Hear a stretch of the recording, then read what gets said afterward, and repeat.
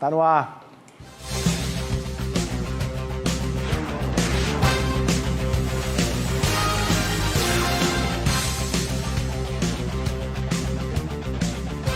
Olá, minha Paraíba, é terça-feira, é dia 6 de abril de 2021, é o Rede Verdade no ar, ao vivo, dentro da programação da sua TV Arapuã. Você que estava aí ligadinho em Samuca Duarte, no Cidade em Ação, segue agora conosco aqui no Rede Verdade, sempre trazendo os assuntos da política no Brasil e na Paraíba. No programa de hoje você vai ver os principais trechos das duas entrevistas que a gente conseguiu conduzir ontem aqui na TV Arapuã, no Frente a Frente, dois opostos da política no Brasil, duas lideranças políticas com assento, com mandato na Câmara Federal. O Major Vitor Hugo, deputado federal por Goiás, líder do PSL, o partido que elegeu o presidente Jair Bolsonaro, presidente da República, deputado Vitor Hugo, bolsonarista, de direita e contra o PT. Do outro lado, a deputada federal Gleisi Hoffmann, ela que foi ministra de Dilma, ex-senadora da República, atual presidente do PT aqui no Brasil, naturalmente defensora do ex-presidente Lula e opositora a Bolsonaro. Os dois estiveram no Frente a Frente ontem aqui, cada um trazendo as suas opiniões e posições a respeito dos temas mais polêmicos do Brasil de hoje, da atualidade, da conjuntura política, econômica e social e principalmente esse embate contra a pandemia do coronavírus. Os dois representaram aqui, cada qual no seu momento, uma simulação do embate que a gente certamente deve acompanhar em 2022. Então, para você que não viu ontem, você vai rever os principais trechos da entrevista de ontem do Major Vitor Hugo, deputado federal do PSL, e a deputada federal Gleisi Hoffmann, presidente nacional do PT. Para você que viu, vai rever alguns trechos agora e você pode acompanhar também tudo na íntegra das entrevistas no canal do YouTube da TV Arapuã. Vamos começar com o deputado Major Vitor Hugo, ele que é líder do PSL, e falou sobre a possibilidade do presidente Jair Bolsonaro retornar aos quadros da legenda. Eu avalio até, inclusive, que feitas algumas mudanças, o PSL pode ser uma alternativa muito boa para o presidente, até porque ele vai precisar de recursos, por exemplo, para indenizar a aeronave presidencial, né, em relação às viagens que ele vai fazer, ou mesmo de ter que alugar uma aeronave para isso.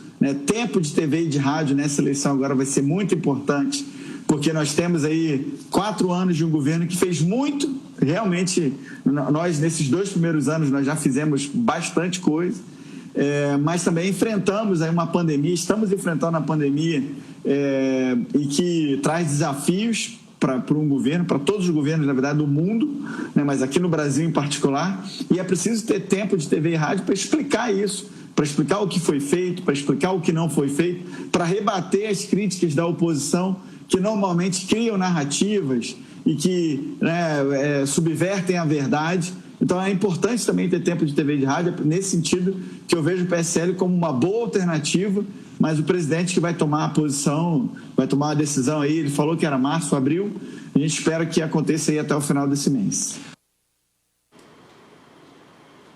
Tá, e lembrando que o presidente está sem partido e além do PSL tem ali também uma perspectiva do partido Patriotas, também está ali paquerando com o presidente Jair Bolsonaro a possibilidade de filiá-lo. Tem um projeto do Aliança Brasil, a construção de um novo partido, mas que aí também não traz ali ainda uma garantia de que o presidente possa ter um novo partido para disputar em 2022. O PSL está na fila para tentar filiar aí o presidente Jair Bolsonaro. Na entrevista de ontem, tanto o Major Vitor Hugo quanto a Gleisi Hoffmann, presidente do PT, falaram sobre a atuação do paraibano Marcelo Queiroga, novo ministro da Saúde, à frente da pasta. A diferença é que os dois apontaram aí opiniões completamente divergentes em relação ao Marcelo Queiroga. Vamos acompanhar. Aliás, nós temos que agradecer a Paraíba por ter fornecido um médico de tamanho gabarito, né? Eu acho que ele está fazendo o trabalho dele completamente correto, né? Fez todos os gestos ao mesmo tempo em que ele consegue assimilar as orientações do presidente, ele também consegue navegar muito bem naquilo que é essencial, que são as medidas de proteção, a questão da máscara, do álcool gel, né? Ele tem uma visão muito interessante sobre o lockdown, que ele já falou que é necessário evitar somente casos extremos, né? E para se adotar medidas restritivas, né, que diminuam aí o contágio, mas sem sufocar a economia. Desculpa, não tenho, Luiz, com todo respeito ao ser paraibano, mas não tenho nenhuma expectativa, até porque uma das primeiras declarações dele foi dizer que vai seguir a linha do chefe, o que o chefe disser ele vai fazer. E o chefe já está dizendo há muito tempo o que tem que fazer, né?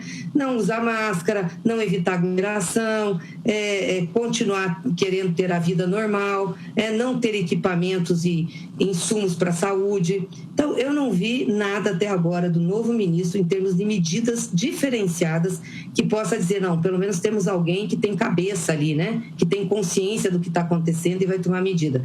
Não vai conseguir, porque ele vai seguir o Bolsonaro.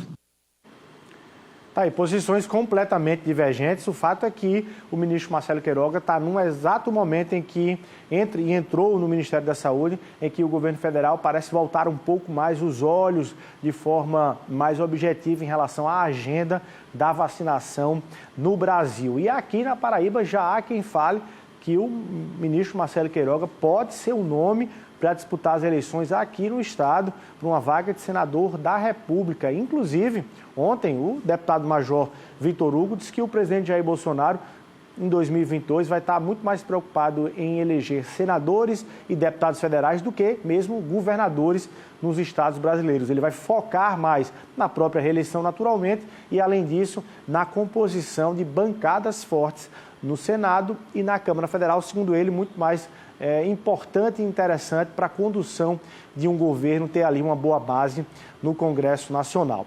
Bom, mas a gente tratou de outros temas também, tanto com a Gleisi Hoffmann quanto com o Major Vitor Hugo. Em relação ao PT, a presidente do partido declarou que tem sim como melhorar aí a imagem do partido, do próprio ex-presidente Lula, diante da população, para colocar aí o PT em pé de igualdade na disputa pela presidência da República em 2022. Se fosse tão grande assim, o PT não chegaria ao segundo turno daquelas eleições. Nós estávamos nos momentos mais difíceis, com a nossa maior liderança presa, sendo acusados de quadrilha, ele chefe de quadrilha.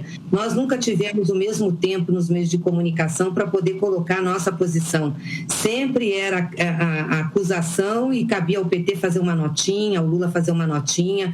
Ou seja, nós fomos trucidados. E ainda assim o povo levou a candidatura do PT ao segundo turno, que foi de Fernando Haddad. E vamos lembrar que quando o Lula foi proibido de ser candidato, ele estava muito na frente. Ele tinha mais de 40% das intenções de voto. Bolsonaro não tinha nem a metade. Então isso mostra que o Lula, que o PT tem uma credibilidade junto ao povo. É óbvio que um massacre como nós recebemos tem efeitos na opinião pública, né? Então o presidente Lula tem razão. Nós temos mais do que um direito de apresentar candidatura, um compromisso e uma responsabilidade, porque as pessoas acreditam, conhecem o Lula.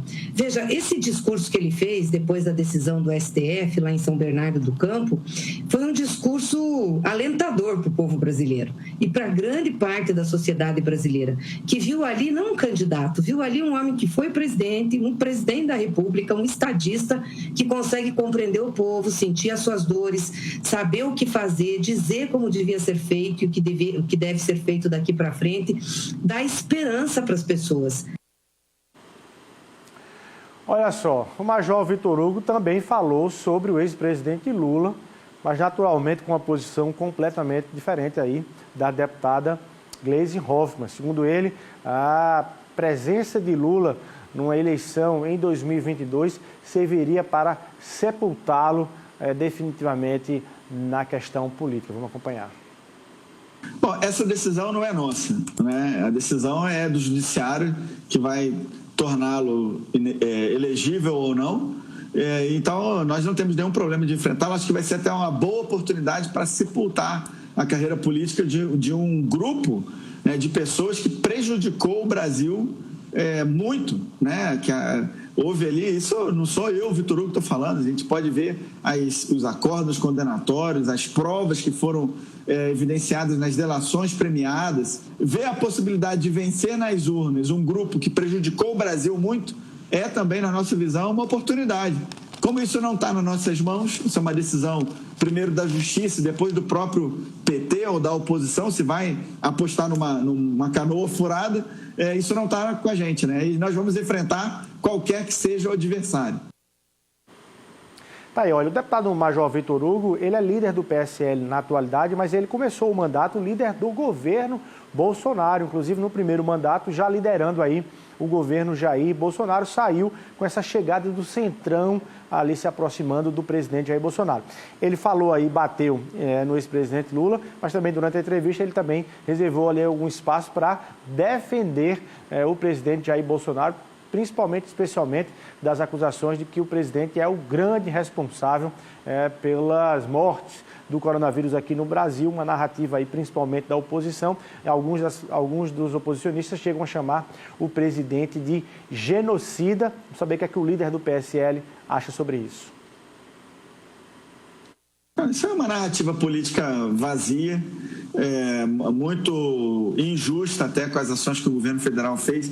Veja, Luiz, que o nosso governo, ele é um governo austero, um governo que aprovou uma reforma da Previdência dura, uma reforma da Previdência necessária, mas certamente muito, muito dura com todos, com os servidores, com os militares, com os pensionistas, com aqueles que são segurados do INSS. Mas esse mesmo governo que é austero, ele foi capaz de desembolsar bilhões, centenas de bilhões de reais para poder amparar, de modo particular, os autônomos. Então, a oposição, eu estava lá, eu era líder do governo naquele momento, a oposição aí, tendo como um dos expoentes aí a presidente Gleisi, a oposição estava topando aí os R$500, entendeu? E eu que estava no plenário da Câmara, eu que liguei para o presidente Bolsonaro e argumentei, presidente, vamos fazer 600, porque é a hora que nós temos de apoiar as pessoas mais carentes. Ok, deixa eu dar um recadinho aqui para você que está acompanhando a gente, você que está pensando em construir ou reformar a sua casa. Atenção, se você quer fazer tudo isso com qualidade e preço justo, você não tem outro local para procurar. Vai lá na Inovare Reformas e Construções. A Inovare tem a melhor solução para você. A Inovare Reformas e Construções trabalha com o desenvolvimento do projeto, da sua casa, da sua reforma ou construção, até a execução da obra. E o que é mais importante, acompanhando todas as etapas para que sua casa fique do jeitinho que você sempre sonhou. Tudo isso baseado em 3 pilares que você sempre deseja. Prazo, ou seja, entregar, terminar e concluir naquilo que você imaginou. Custo, bom preço aí para você poder fazer sua obra e principalmente qualidade. Quando tudo estiver pronto, você poder usufruir algo de qualidade. Tudo isso na Inovare, construindo e reformando sonhos. Ficou interessado? Anota aí o contato, tá aí, ó, 98754-2853. Segue também lá no Instagram, a Inovare Reformas e Construções, e tem aí o sonho da sua casa nova, reformada ou construída com a Inovare Reforma e Construções. Vamos seguindo aqui com os principais trechos das entrevistas de ontem dos 2 líderes na Câmara Federal, um bolsonarista, o outro do PT, Gleisi Hoffmann, presidente nacional do PT, e o Major Vitor Hugo. E ele falou, inclusive, ontem, o deputado Major Vitor Hugo falou também sobre paraibanos, o deputado federal Julian Lemos, que é do PSL, que entrou ali numa rota de colisão com os filhos do presidente. Saber que foi que o Major Vitor Hugo está fazendo a leitura de Julian Lemos, como é que ele está, qual é a nota que o deputado Julian Lemos tem hoje da sua bancada do PSL na Câmara Federal.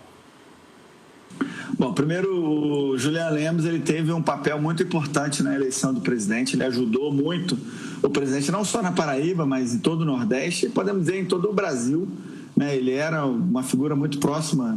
Eu já estava próximo do presidente, porque eu trabalhava já na Câmara dos Deputados como concursado e vi a aproximação do Julian e sei que ele ajudou muito. Ao longo do processo houve um distanciamento, mas que eu acho que cabe aos dois se manifestarem sobre isso. Eu eu não me sinto à vontade de falar sobre o ocorrido e sobre como eles estão hoje em dia, né?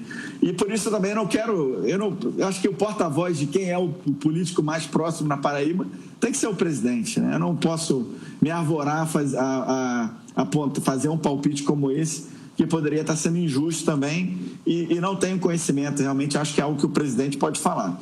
Sobre o palanque para 2022, eu acho o seguinte, nas eleições municipais, nós tivemos uma situação bem diferente. O presidente não tinha partido, como não tem ainda, não se definiu, né? A eleição municipal, embora muitos analistas políticos vejam, né, enxerguem, e é verdade, tem talvez um trampolim ali para 2 anos depois, para as eleições gerais, mas o presidente ele foi eleito sem apoio de prefeitos e governadores, ele rompeu toda essa política em 2018. Agora, em 2022, a realidade é outra, completamente diferente, né? Um governo, como eu falei, nós vamos estar há 4 anos já de governo, de mandato, temos muito a explicar, a mostrar, a fazer a propaganda do que foi feito, que parte da imprensa não dá a oportunidade que você está nos dando aqui, de maneira muito democrática, mostrando os dois lados e dando oportunidade para que os dois lados apresentem suas críticas e seus feitos, mas a maioria, uma parte considerada, não sei se a maioria da imprensa, sempre dá muito espaço para a oposição e não permite que o governo mostre o seu trabalho. Mas eu acho importante que o presidente, sim, eu tenho percebido que ele deve focar muito na eleição de senadores e deputados, porque são quem tem influência depois na condução do seu governo, né, do seu segundo mandato. Mas eu imagino também que ele vai querer ter aliados à frente dos governos estaduais, porque sempre uma boa relação com os governadores garante que o país avance mais rapidamente, né? Mas eu tenho a impressão que o foco dele vai ser mesmo na eleição do Legislativo Federal. Tá aí o deputado respondendo se o presidente Jair Bolsonaro já tinha ali alguma escolha e algum candidato ao governo do estado aqui na Paraíba, não quis se comprometer, não quis antecipar nomes em relação de alguns nomes aqui na Paraíba, já pensam e sonham em ter o palanque do presidente Jair Bolsonaro na candidatura e na disputa ao governo do estado aqui na Paraíba. Já a Gleisi Hoffmann falou sobre a decisão do ministro Fachin, que anulou todas as condenações aí contra o ex-presidente Lula, encaminhando todas para a primeira instância no Distrito Federal. Ela falou que foi uma surpresa também para o PT essa decisão do ministro. Nós nos surpreendemos, não esperávamos isso, nem sonhávamos com uma decisão dessas vinda do ministro Fachin. Nós sempre lutamos para que a segunda turma do Supremo Tribunal Federal declarasse Moro um juiz suspeito, um juiz imparcial. Essa foi a nossa luta desde o início. Claro que lá no processo, no início, em 2016, a defesa alegou já de início, na contestação que fizeram nos processos do presidente Lula, que o juízo de Curitiba, a Vara Federal de Curitiba, não era competente para julgar o presidente Lula. Porque a competência da Justiça Federal de Curitiba era para julgar os casos que eram relacionados ao que eles chamavam ilícitos da Petrobras. E nunca tinha tido nenhuma relação com o presidente Lula, esses tal ilícitos da Petrobras. Nenhuma relação. Foi montado um processo para tentar ligar o presidente Lula. Vocês lembram daquele PowerPoint do Daltan Dallagnol, colocando o Lula no centro, dizendo que era um chefe de quadrilha, portanto, ele comandava tudo o que acontecia e ligando ele às questões da Petrobras. Tanto que na decisão do Moro, quando fala sobre o apartamento lá da praia, o Moro diz textualmente que aquilo não tem nada a ver, não está relacionado à questão dos ilícitos da Petrobras. O próprio Sérgio Moro falava isso. E nós, desde o início, a defesa dizia, o presidente Lula não pode ser julgado aqui.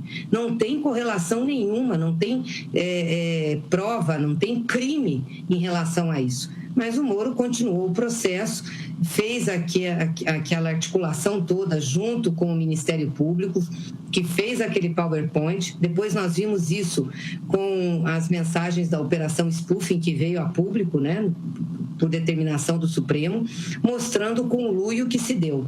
Então, obviamente que nós tínhamos aquilo sempre desde o início do processo, falávamos, um dia nós tínhamos certeza que isso ia ser comprovado e que ia ser realmente decidido como foi, mas naquele momento nós não esperávamos. Todas as nossas atenções estavam para a questão do Sérgio Moro como um juiz que não tinha isenção. Tá, a deputada Gleisi Hoffmann comemorando aí a decisão do ministro Edson Fachin, mas ontem mesmo o PT Nacional lançou aí uma nota contra e criando aí uma expectativa em relação ao julgamento no STF, porque a Procuradoria-Geral da República pediu a revisão, entrou com recurso querendo rever essa decisão do ministro Fachin, e Gleisi Hoffmann falou sobre essa expectativa dessa decisão ser revertida ou não no STF. Quem pediu para ir para o pleno do Supremo foi a Procuradoria-Geral da República, que recorreu da decisão do Fachin pedindo para o pleno julgar. O que está errado do ponto de vista legal e regimental, porque o pleno não é ambiente para grau de recurso de decisão de ministro e nem de turma. Porque tem duas turmas, as turmas são responsáveis pelos julgamentos. O pleno sempre decide teses, decide processos que não são de recurso de turma ou de decisão de ministro. Por exemplo, a decisão do ministro Fachin, se tivesse que ter recurso, se a PGR realmente quisesse recorrer, teria que recorrer à segunda turma, que é a turma responsável pelos julgamentos dos casos da Lava Jato, a que tentaram ligar o presidente Lula. Então, o advogado do presidente Lula, o doutor Cristiano, fez um recurso dizendo que não cabe ao plenário se manifestar sobre o que o ministro Fachin decidiu. Se quem tem que se manifestar, se tiver que se manifestar, é a segunda turma. Isso é regimentalmente colocado, legalmente colocado. Por isso que nós fizemos a nota, porque a PGR pediu um recurso, entre aspas, ao pleno, errou. E errou também o ministro Fux em marcar uma data para decidir sobre isso. Não tem legalidade o plenário se manifestar. Mas... E aí o que nós vimos, só para completar, o que nós vimos foi, durante esse final de semana, uma série de articulistas políticos, gente da imprensa, dizendo que sim, que o plenário pode mudar, que até o próprio ministro Fachin pode mudar o voto. Ou seja, uma tentativa de pressão política no Supremo para reverter essa decisão do ministro Fachin, que está muito bem fundamentada. Olha, esperamos que a justiça, que está recuperando sua credibilidade, retornando ao devido processo legal, que deveria ter feito desde o início, não tenha um retrocesso, porque seria muito ruim para a justiça, para o poder judiciário, para a democracia brasileira, que isso acontecesse no âmbito do judiciário. Não estamos nem discutindo aqui a candidatura do presidente Lula. Isso vai depender dele, da decisão partidária, independe da minha vontade, mas independe. O que não pode é a sociedade brasileira, o povo brasileiro, de novo, ter o seu direito livre de voto cerceado por uma decisão judicial que seja ilegal. Isso já aconteceu. Nos últimos 5 anos, nós tivemos a perseguição de Lula todo esse tempo, e nós denunciamos isso. Em 2018, o que aconteceu foi que o povo brasileiro não pôde decidir livremente. Então, numa democracia, a decisão do voto é fundamental. Nós não podemos misturar processo judicial com decisão soberana do voto em processo eleitoral. Tá aí, opiniões divergentes aí, tanto do Major Vitor Hugo, líder do PSL, quanto da deputada Gleisi Hoffmann. O que ficou claro ontem, naturalmente, é que ambos os lados imaginam que não há espaço para outras alternativas. Em 2022, eles preveem um enfrentamento, o confronto de Jair Bolsonaro versus o ex-presidente Luiz Inácio Lula da Silva. Na segunda rodada da pesquisa XP e PESP, que foi divulgada ontem, já aponta e repete o empate técnico na disputa presidencial. Bolsonaro e Lula. Na primeira rodada, o presidente Bolsonaro aparecia com 27 pontos percentuais na pesquisa e Lula com 25. Nessa segunda rodada, divulgada ontem, o ex-presidente Lula aparece com 29% e o presidente Jair Bolsonaro com 28%. As duas rodadas com empate técnico nessa disputa. O terceiro colocado ali misturado entre Sérgio Moro e Ciro Gomes, ambos com 9%. Então, tanto o PT quanto o Jair Bolsonaro acham que o espaço aí para 2022 é o confronto dos dois. A gente vai ficando por aqui. A você, o nosso abraço. Obrigado pelo carinho da sua audiência. Acompanhe aí a programação da TV Arapuã. Amanhã, se Deus quiser, a gente está junto novamente. Um abraço.